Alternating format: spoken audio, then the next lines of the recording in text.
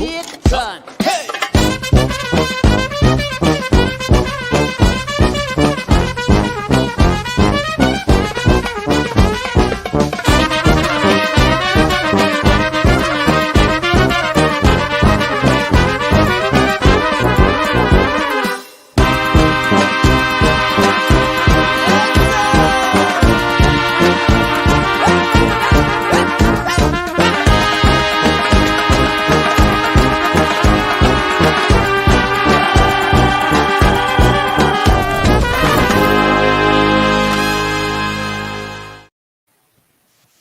So good afternoon again, and welcome to the third appointment with the virtual reality and the Meet the XR Creative Live project coordinated by Antonio Giacomin. Welcome again, Antonio. How are you?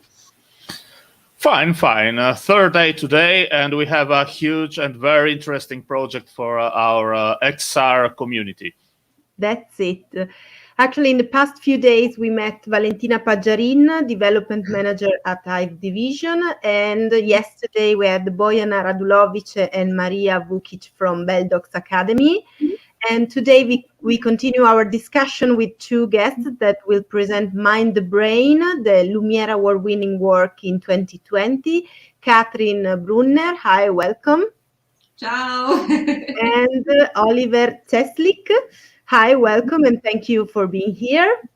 So, and like every day, I remind you that you can follow the festival, the Trieste Film Festival, on mymovies.it, where you can find more than 50 movies and special events.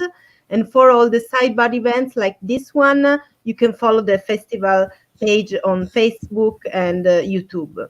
So I leave now Antonio to lead today's meeting. And if you want to ask questions and interact with Kathrin and Oliver, don't be shy. Leave questions and comments below. So thank you again and enjoy the meeting and see you later. Thank you, Carolina. Kathrin and Oliver, welcome to the Trieste Film Festival. You are today present. We met 2 years ago, I remember, when your project was at the first stage. It was still an idea, it was still a concept, but with some real setup, with some tests already done. But in 1 year and a half, in these 2 years, you made a huge jump into the creation of your experience.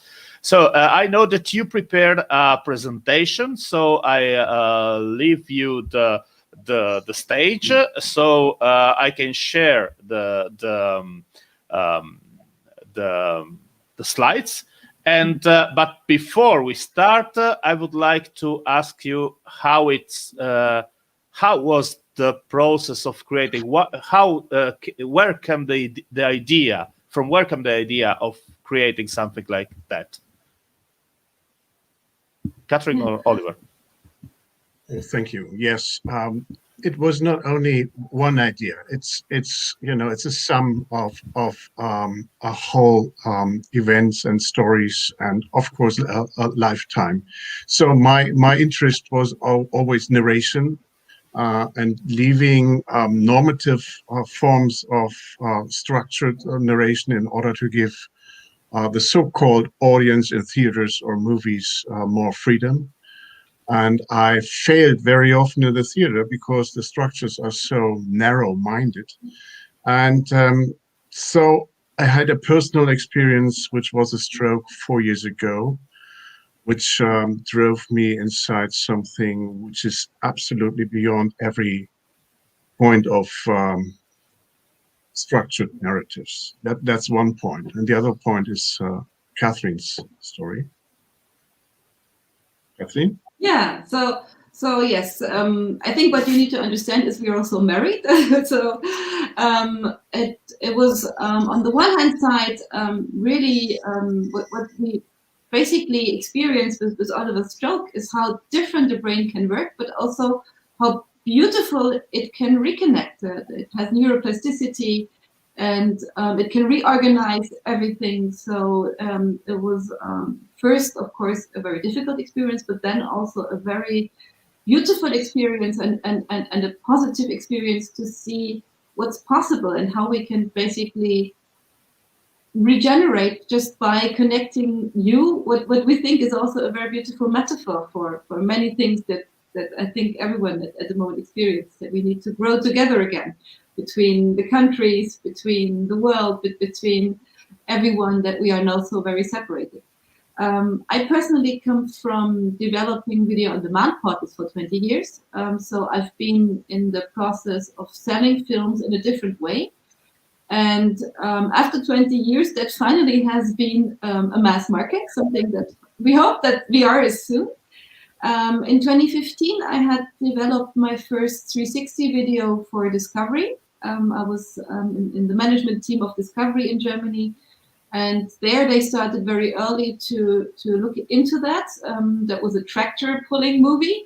But they had experts in the US that are very, very good in coaching people on how to produce in 360. And then when I left Discovery, I took that interest with me and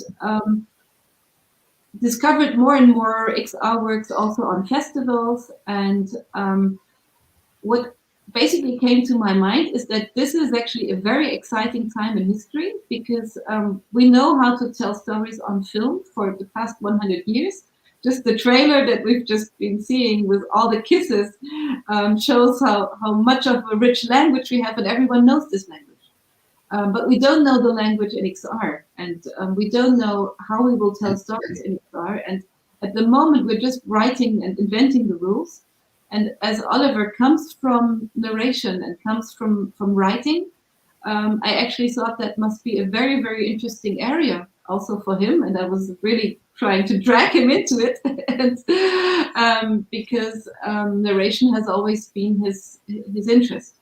And so basically two things came together. We wanted to basically tell more about really the beauty of the brain.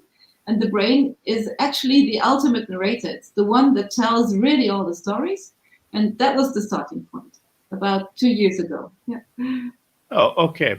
So before we go in the real presentation where you share with us your experience in creating this neuroreactive VR experience and installation, I would like to show the teaser that you have for the project. So let's start with the teaser.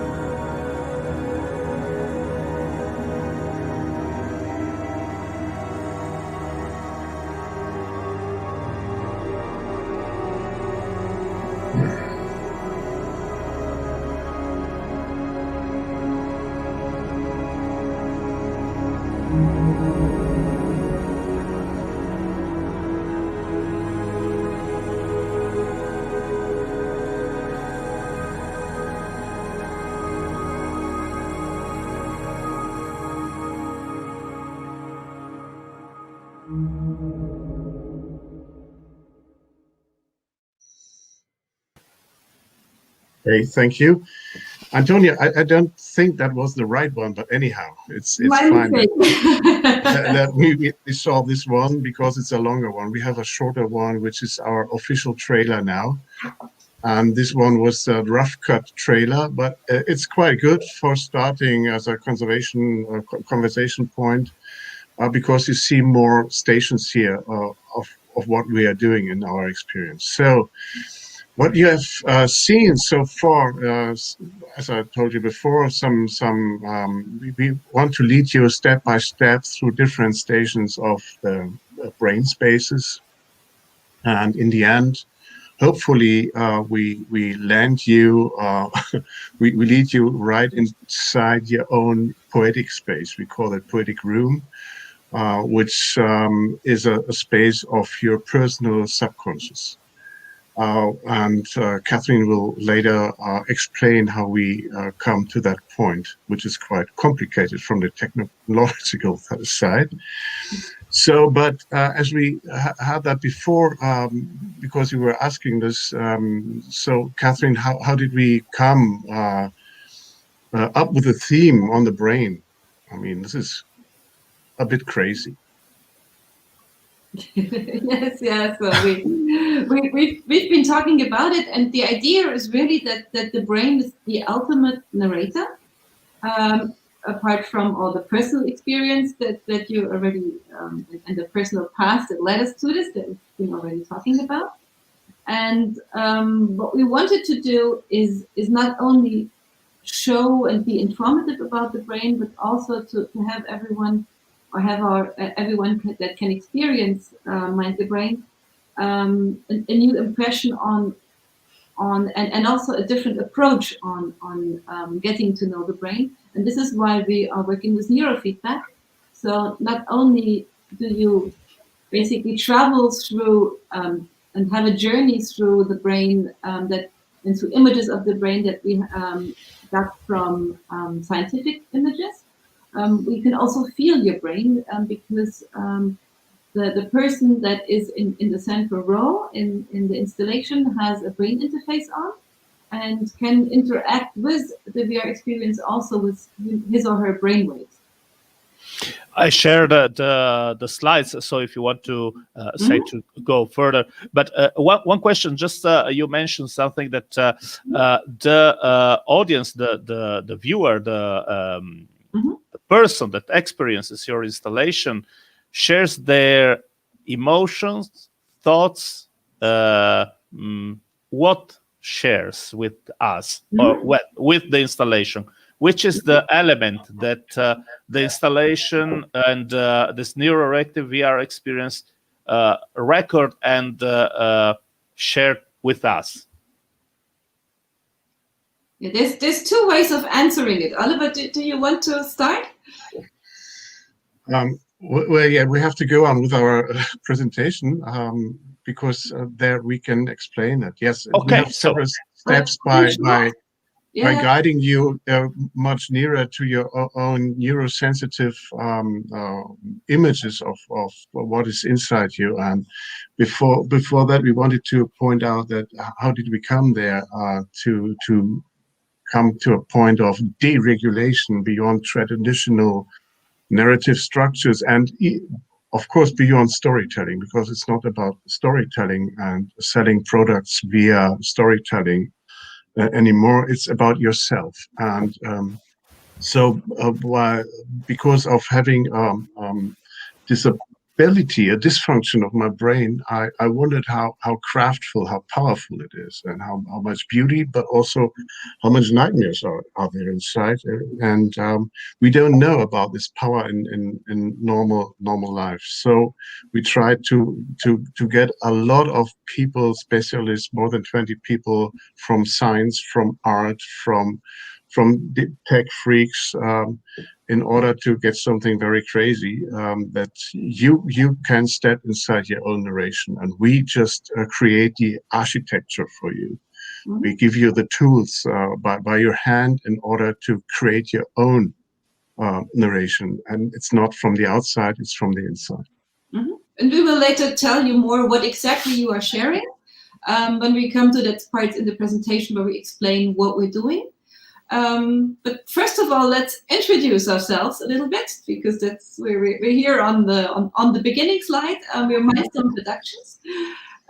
So we're actually a new kind of production company.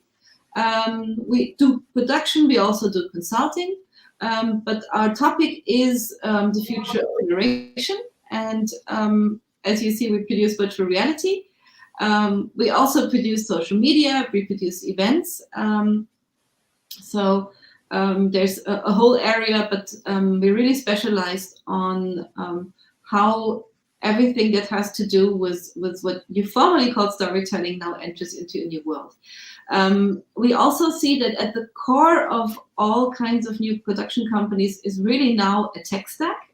So is really basically setting up knowledge and also setting up new technologies. And so what was Mind to Brain, what we specialized on is what's called neuroreactive virtual reality, which means that we create an interaction between neurofeedback, also with body feedback, and the VR. And as we said, Antonio, your question we'll be answering a bit later, what exactly you will be sharing. And there's also several ways to answer that, because on the one hand side, it's the VR installation itself, where you're actually really sharing basically the brainwaves, a status of your mind, which is not a thought. And on the other hand side, we're trying to bridge that individual experience with a collective experience in the way we set up the installation. And in that, we have people also talking and sharing their experience. And so there you share much more of your thoughts. Yeah, but Kathrin, please tell us first a bit more about the team, about the core team at least, our Bavarian team for Mind the Brain. So Antonio, the next slide. Yes, thank you. So that's the core team. There's many more people that were involved. Oliver and me, you've seen already. Fred Kellerman is our director. He's really a legend in the art house film sector. He's been the DOP on the Turin horse, which was acquired by MoMA. It's Bela Tar's very, very interesting work on Nietzsche's horse. So he also has a whole list of awards. It's too many to mention, and he's a member of the Oscar Academy. He also won the highest German film prize with his own works, and there's retrospectives of him at the Tate Modern. So he's very much actually into avant-garde and black and white film. So it was for him the first time to be basically going into virtual reality and working with virtual cameras where you don't even have a camera anymore. So it was a very interesting ride. The sound comes from little Carsten Fischer. We have a virtual sound that is also spatial. So there was a lot of effort that went into this. And Nilto is a real expert in ambisonics. So we basically have a long journey on us also in not only creating spaces that through Fred's eyes make those scientific images also something where you feel the beauty and you feel the grandeur of the brain, but you also, through the sound, for example, we start with the cathedral of the brain, you can feel how large it is. Then we have Tobias Heiler, who's from Brain Boost. So these are our partners for this, where they have about 100 patients every week that do neurofeedback. Some of them also in VR, and we use their technology and their software as a basis to create our interaction. Daniel Lichtenstern is our Unity developer who also develops with Brain Boost. So he's the one that really made the interaction happen.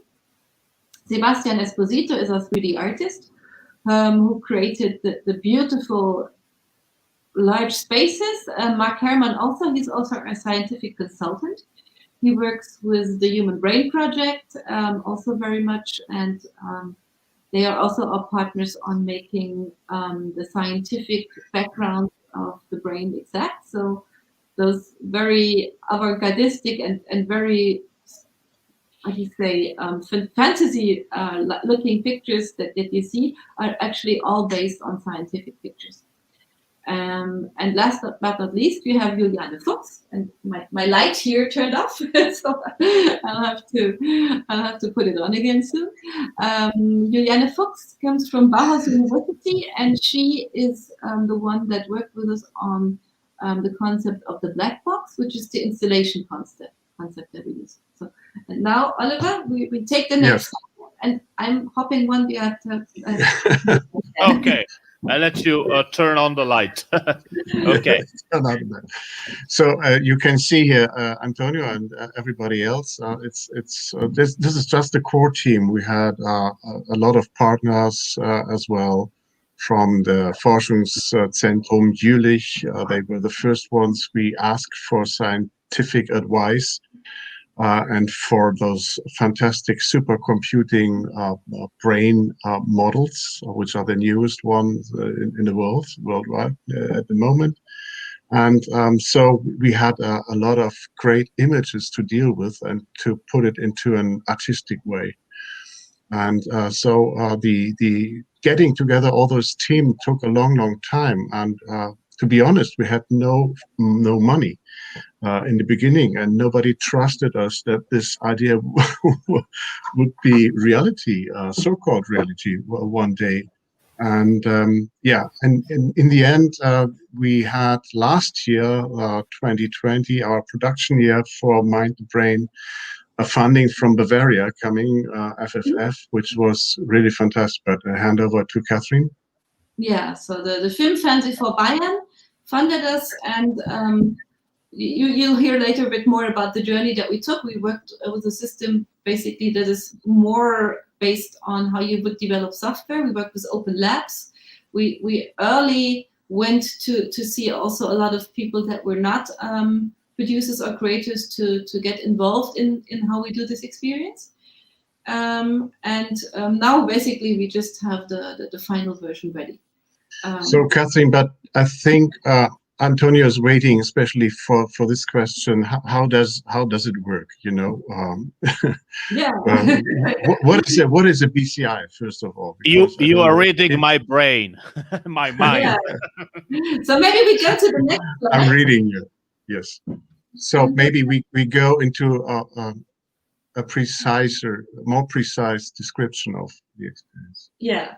So what you see is it's really a poetic journey through the world of your brain. And basically, Antonio, if you go to the next slide, we start with what we call the cathedral of the brain. You just had a glimpse of that.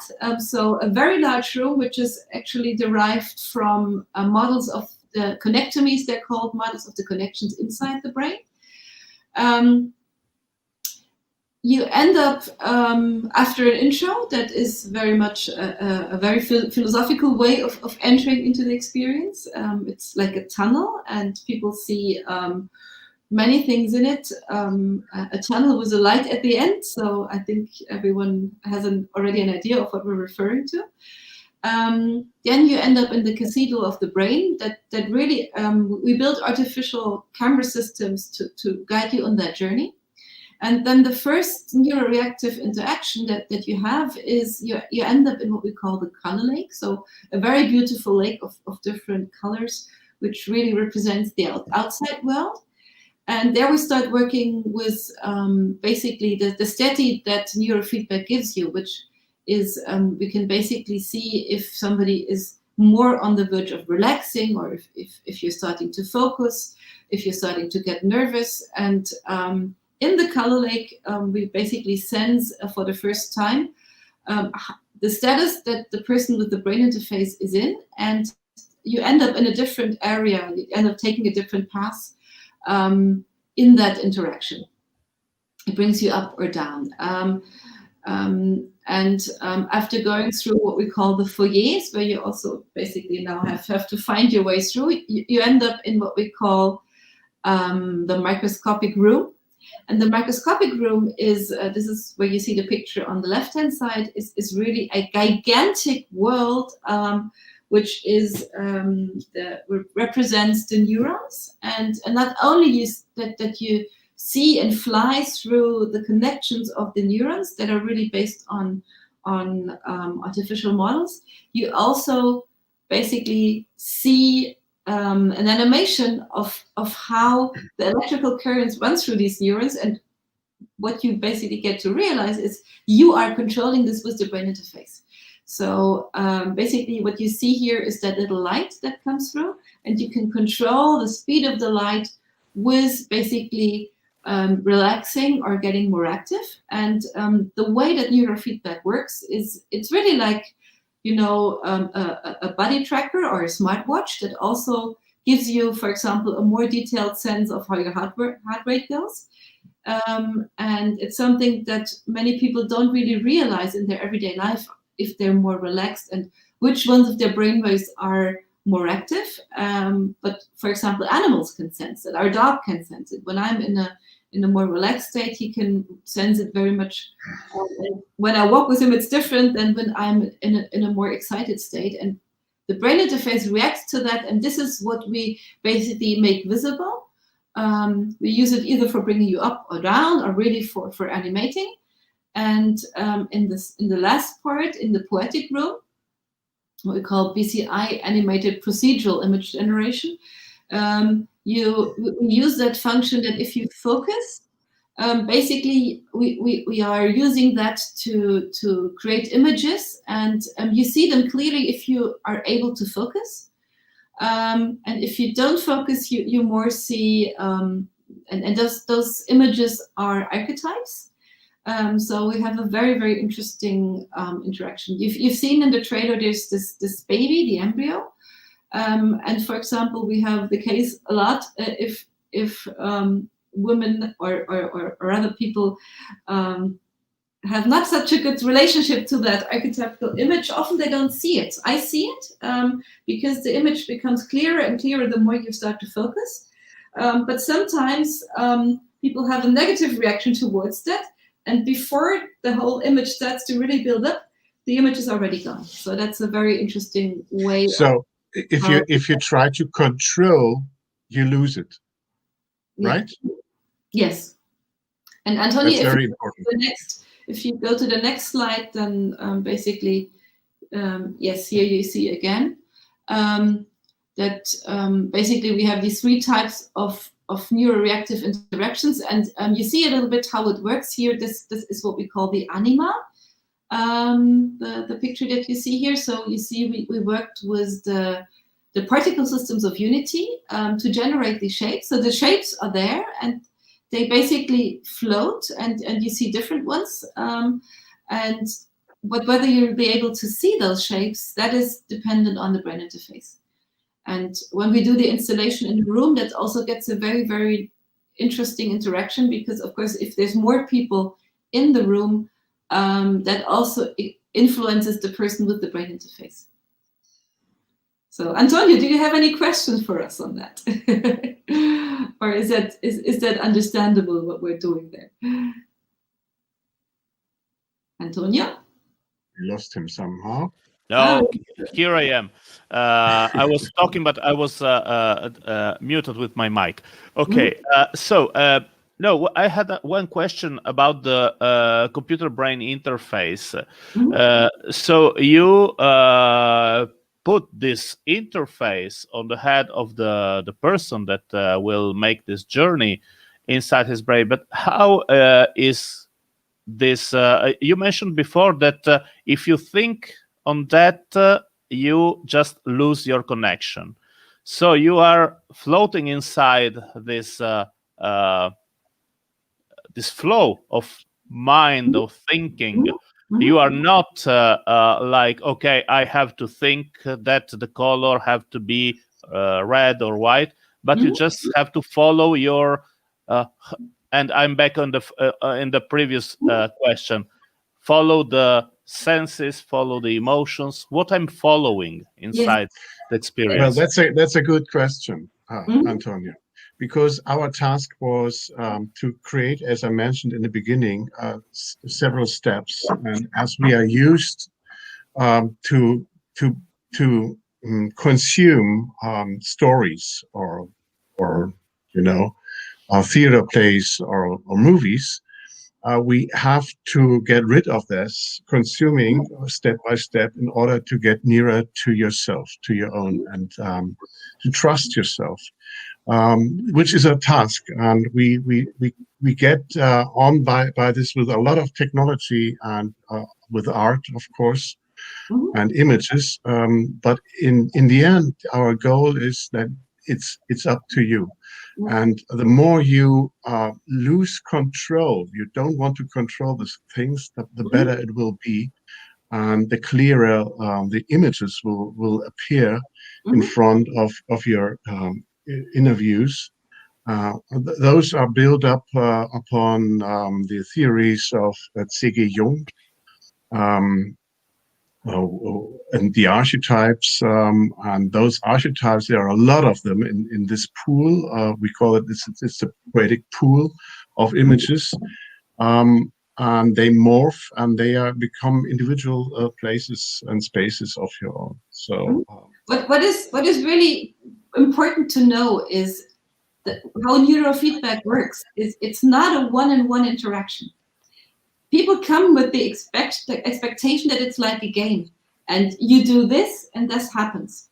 But what neurofeedback actually does, it measures different stati that your brain is in. If you're more relaxed, there's other brain waves and other frequencies of brain waves inside your brain than if you're focused or if you're super focused or if you're sleeping. These are the alpha, beta, gamma waves.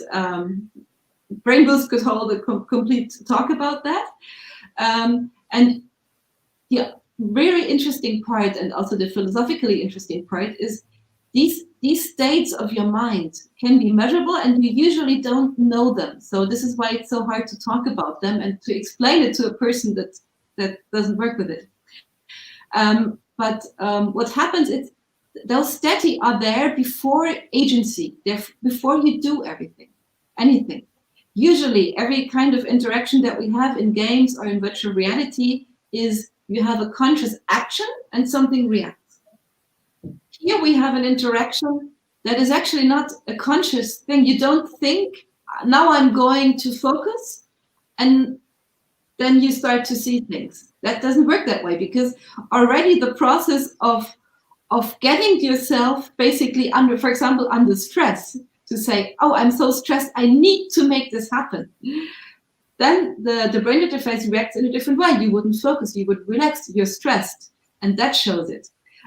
So this is why this gets to such a very, very interesting form of interaction, because it actually doesn't work the way that we know interaction at the moment, where you stress yourself. And if we are in social media, or if we are in any kind of digital media at the moment, basically, a lot of the interaction optimization works with that. If you look on Facebook, or if you look on any kind of digital advertising, it works a lot with making your brain addictive and getting you to click on something. And it works with the part of your brain that has gratification. So if you look at a lot of the words on digital advertisement, their wording are like that. If you click on this, you'll get a reward. And this is why basically gets almost like addicted also to a lot of social media, because your reward system inside your brain is in constant overdrive. And what we're doing here is actually different, because we're working with a level of basically the workings of your brain that is before that. And only if you start to relax, and if you start to focus, and if you really give yourself into that experience, you're starting to see things. And that is an experience, people that do a lot of meditation usually can do that very well. We have people that can do it very well that never did meditation. They're just able to focus very well. And then we have people that actually are not very good at it. And also, even if they do some meditation, they take a long time, and that's why neurofeedback is a program. In the medical side, for example, this is used to give people more knowledge on HDHS. You have children that get trainings in neurofeedback that can get rid of medication if they do that properly, because they learn to control that constant drive that keeps you doing things. that keeps you on Facebook or Twitter, that keeps you clicking. That constant drive, you can control it better. And if you control that better, you can also interact better with our poetic room. So that's the kind of interaction. Very hard to describe, and we really hope we can show it to you very soon. I remember I tried the very first edition, the very first demo. Yes. That was 2 years ago. And I had a question about this differences between the person that are used to meditate or the person that and this feedback, this biofeedback from different persons. Did you saw or try to find out a sort of pattern, like this type of persons are reacting in, well, the system is reacting in this way with this type of persons, or in a different way with other type of persons? It's more specific. Every person has a very unique brain pattern. So the brain waves that we're using with the neurofeedback actually look like sound waves. You can imagine them like sound waves in different frequencies. And every person has very, very unique frequencies, and even each person in a different state of the day is already very different. If we have Antonio in the morning, awake, very focused, is a very different brain pattern than if we would have you in the evening after 2 beers. Then already you would have a very different way that your brain reacts to things. So the software that we use from BrainBoost, they use a lot of mechanisms to basically work with these kind of individualities, and we work a lot with relative areas, so how things happen. So it's not an absolute thing. There's not one absolute frequency that you're about to range and reach. It works more with your individual progress through the experience, and we take algorithms to basically smooth everything out. Yeah. And there's no judgment, so we don't want to judge. We could do it, of course. We could scale it somehow, but we don't want to do it because everybody is special and has a very individual experience here. This is the unique thing we are trying to create, and it's an ongoing thing because it never stops as technology is growing fast and faster. Also, our experience will grow. I'm pretty sure about that, and the possibilities.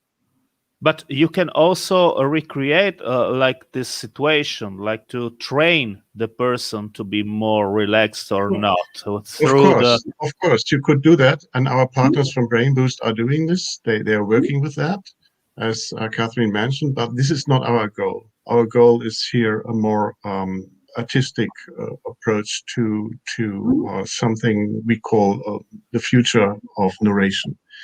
So 2020 was something we could all not think of. So everything changed. What we called reality before was now turned into a totally different reality. What if we try to think in those ways also from the inner side? So there are a lot of questions about those themes. And it's very playful. Actually, what happens is people really like it because they can really play with what's happening. From an artistic point of view, Oliver, can we define like a narration of our deep self, the installation? Can you say that again, please? A narration of our deep self. So that story that came out is a print of our ourselves, of our journey through inside us.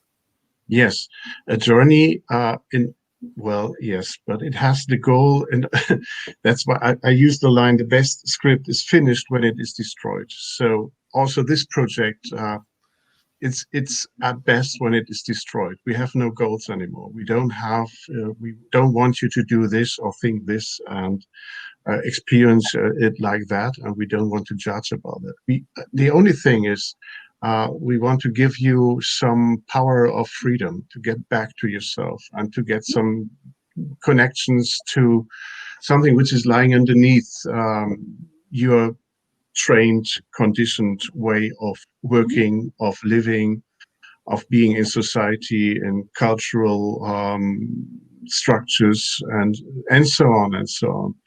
And that was the thing, what happened to me with a stroke. So because of my dysfunction, I had nothing like that anymore. And in the beginning, it was really hard. And I don't want anybody to experience that.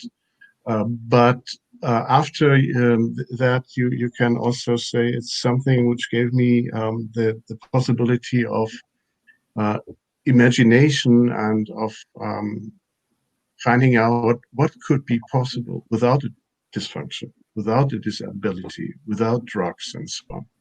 And if we know that, we can do a lot. Also for society, it's also, I think it's very political. This theme about open systems and closed systems. So the brain is a very, very open system, which can be a great example for the future. Mm-hmm. And in a way, also, Antonio. To continue, just one sentence more. So we don't want to educate or to teach, nothing like that. Art should never do that. Mm-hmm. But another way to answer your question, Antonio, is the journey that you make through. You start with an intro that starts really pitch black, which had some. In the first demos, we had a funny reaction because it was so dark, and then you enter the world of basically the neural connections. You enter the colors. You enter the neurons, and in the end, in the poetic room, you really enter into the immaterial space of your thoughts. So also in that case, it's actually true that it's kind of a journey that brings you from the abstract, from the material, to the immaterial, to the thoughts and everything that is basically out there, that is not based on what comes sort of below. If you go through the neurons, then you end up in atoms, and it gets smaller and smaller, and then you end up in that poetic room, which is actually the space of your inner self, yes, and of your thoughts and the visualization of that. This is something we all experienced in 2020, and I hope it will will stop soon, and we can show it to you. No, not show. You can experience. We don't want to show. We don't have audiences anymore. We don't have users and stuff like that. We don't use those terms. But so I hope, hopefully, everybody can experience the full installation from spring or summer on. And yeah, Kathrin, what are the next steps? Where is it possible to experience that? I wanted just before the next steps, I wanted to ask you technically how it's built. So if you can describe technically and how is the process of I saw that you have some slides on the installation. How it's if you go to the slide before, we had that short video, Antonio. Maybe you can. I showed the video. Just 1 second. Fire the neurons. Fire the neurons, yeah. Okay, let's go. Fire the neurons. Yeah. So, einfach nochmal ruhig, gerade ausschauen.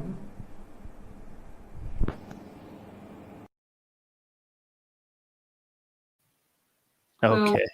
Yeah, very short. But what you can see in the video is we have VR glasses. We use an Oculus Rift. And we use a medical grade brain interface underneath. You can also see it here on the right-hand side in the picture. The white glasses are Windows Mixed Reality. And what you see on basically like little antennas is actually the brain interface. We use the medical grade brain interface with wet neuron that are really basically taped onto your head, because that gives a much clearer signal. There's a lot of noise because, of course, the brain is inside the skull, and the skull is basically also having an influence on how the brainwaves go through. And we went through a path that's there's much easier brain interfaces, but there you basically more measure a lot of the muscular activity in the face.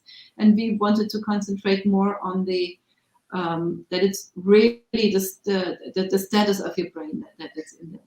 And so how did we work? We went through a long process of open labs where we tried the VR, also projected the VR, and also had people trying a lot with brain interfaces, because we wanted to get a feeling of what people actually can control and how they control it. And then we took a lot of workshops to bring those two technologies together. And yeah, it's been a lot of testing and I would say it's a very agile approach, not a classical film production approach where you have basically a script and you start following it, but we really basically went through different layers and always refined a lot on how this interaction works. You define here that it's a shared experience. So how was the feeling of the people outside the VR? So how was the reaction? How was the interest and the concentration on the? Because normally, you talk or you just watch. How was the reaction of the audience outside the VR? Yeah, we can only speak about the demo you've seen in Venice. Because we did a projection into the physical spaces, as you can see it here, and so people gathered. And before that, we made an introduction, and we tried to choose the so-called chosen one by accident. So who is going to step inside his own narration box, the black box, which is based on theories of Kazimir Malevich, a painter, a Russian painter, very first abstract painting, fantastic one, and the Kaaba as well. So this is a space of concentration of yourself and of your beliefs and confessions and misbeliefs, maybe, I don't know. And the people gathering around as a collective, they are not part of an audience. They are more visitors. They are walking around and standing inside, an art product, which is coming live out of the brain of a person. And so there's a process between the collective and the chosen one as well, and it will be reflected in those projections. Mm-hmm. So go ahead. Yeah. So we have an 8-step model for the installation in a room. Basically, there's 3 versions. There is a version that even works without neurofeedback that you can try on an Oculus Rift, where you just basically have an emulated brain. So it's basically like watching somebody else's brainwaves, but we actually do produce emulated brainwaves inside Unity for that experience. Then we have what we call a mini installation that's just you and the brain interface and VR glasses. And then we have the full installation, and this one has been tried in open labs, and we hope to have a premiere as soon as everything opens up again, also with the complete VR installation. And the pictures that you see on the left have been from VR Days Amsterdam, where we already tested that 8-step model with a demo. It was not the 30-minute VR experience that we have at the moment. It was a much shorter experience with first interactions. And there you had these 8 steps. So we bring people, we make an introduction, we choose who gets the VR glasses on. You see, we explain. You see, Tupac Matir was one of our contestants. You see him basically with the brain interface. Then he was inside the box, the black box, and his experience gets projected into the room. everyone experiences that together. And in the last step, what you see in the picture on the right upper corner is that we then bring the person with the brain interface and everyone together again, and we share our experiences. And we had very positive feedback on that. We had labs where 70-year-olds went home and got their wives to come back. It's interesting because there's a very diverse audience interested in that. It goes from young people that say, wow, that's just like Black Mirror, up to 70, 80-year-old people that, of course, have a strong interest in the brain because they feel it's changing or because they know a lot of people around them that have Alzheimer's. Of course, we have people that have an interest from the artistic side. We also had a lot of interest from people that work with neurology, from nurses, from doctors. So actually, we see there's a very, very wide group of people that gets fascinated by it and that likes it. Yeah. And we have a question from the audience following us, and is asking, are there any connection with the new quantum brain studies? The people at Forschungszentrum Jülich, some of the models that we build upon, sorry, it's getting dark again here. They are built on supercomputers. This is where they calculate the connections between the brains. And exactly, basically on those same supercomputers, what they do as well is have the quantum brain models. Yeah. Here you can see all the different open labs that we've been through.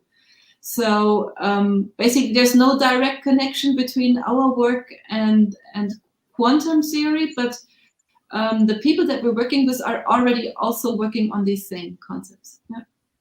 I think this is the last one. No. Okay, this is the part of development. Hope to see your. Yeah, this is. I was thinking yesterday when I was preparing the slides. I stopped here and I started just to think. The script is finished when it's destroyed. You already explained it, but it's very somehow scary for some persons to destroy the script. What do you think, Oliver? Yeah, why not scary? Come on. Life is scary. It's risky. Come on. No, but to reach out for perfection, you have to destroy it. I'm pretty sure about that. So storytelling is all about selling products, and I'm not interested in selling products. I want you I want to bring you nearer to your own narration and to your freedom of narration. And this cannot be throughout a script or product.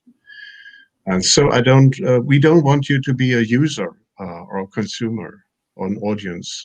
You are a co-creator in our experience. Well, interesting point of view. And let's say, yeah, these are all the contacts. I put also in the banner the website where our audience can watch all your progress in the. This is the production company that produces the work. Hope to see you in. Just switch to the other view. Okay, I'm back. Well, thank you for this journey into the brain. It was very interesting and very. I'm so sad that we cannot try it at Trieste Film Festival because due to this pandemic situation. But we'll try to have you the next year with the installation. But which are the next steps of your installation? This year, Antonio. This year. Yes. Well, the next the Trieste Film Festival will be the next year, so it's 2022. Yeah. Okay, so but besides of that. Yeah, this year, yeah, obviously, yeah. No, which are your next steps with the project? Are you evolving with a new ideas, or implementing with other stuff or paths or ideas? Kathrin? Yeah, so for Mind the Brain, the next step, of course, is to have a premiere, and we're working on that, and the first one will hopefully be in Munich. Has to be in the summer. Nobody knows when we can really make exhibitions again. We're looking for of course, other spaces as well. We are open to present in various film festivals also that are digital, because we have this version that works without the brain interface. And for sure, if we have the next big festival here is the European Film Market at Berlinale. They don't have a VR section, but if it's possible for anyone to be in Berlin during that time, we'll for sure make presentations here in Berlin. Yeah, and then of course we're working on our next projects. We are cooperating with Transforms AI. They work on artificially intelligent creatures and systems. Basically, we want to further look into that connection between the brain interface and VR as a means of basically understanding better what digital presence is like. We think that also all sorts of social VR platforms are highly interesting now in these times where we can't meet and where we could also meet in a different way. This is our one interest, is to make that available and to work more on the creativity and on the creative side with also body feedback and neurofeedback and VR.